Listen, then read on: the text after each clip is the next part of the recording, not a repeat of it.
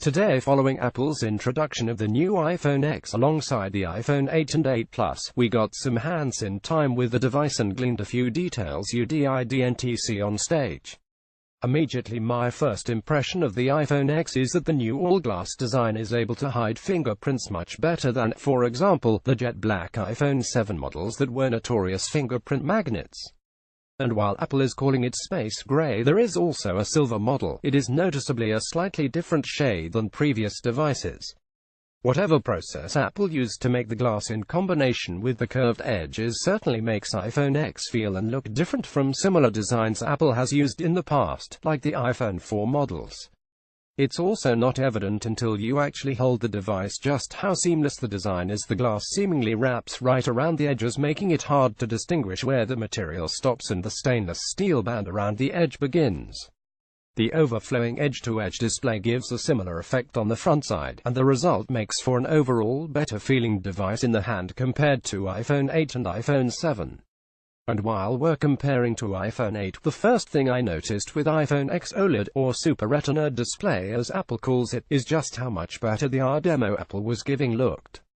The same demo in iPhone 8 felt much less realistic and a bit sluggish in comparison, although it's unclear if that was all display or if the iPhone X is perhaps able to handle better than the iPhone 8 and 8 Plus for other reasons too. While I've heard some early complaints about the speed of Face ID, i.e. the fact you have to swipe after the device recognizing your face, I've found the feature to work quite well.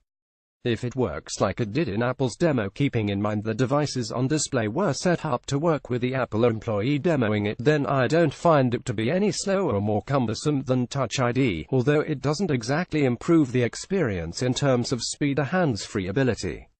Arguably, hands-free opening is one of the major benefits of face recognition for unlocking, so I would like to see Apple implement this in the future. Perhaps Apple is worried Face ID on swiping will cause accidental unlocking, as mentioned by the Apple employee during the demo. As you'll see in the video above, the iPhone X is quite fast at recognizing a face, and the device doesn't have to be directly held up at eye level. It's ready to unlock as soon as you lift your hand and have it at a normal viewing angle. You get visual confirmation that the unlock has worked via a small padlock icon at the top of the lock screen.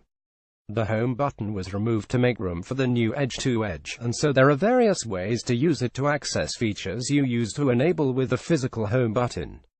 Apple showed off the basics with a new swipe-up gesture that replaces the home button for returning to the home screen and app switching screen, but you'll also be able to use the new side button for activating Siri, taking screenshots, and pulling up Apple Pay. The iPhone X will go on sale November 3rd with pre-orders opening October 27th and will start at $999 US. Head below for more details on the device and how it stacks up against the new iPhone 8 and 8 Plus.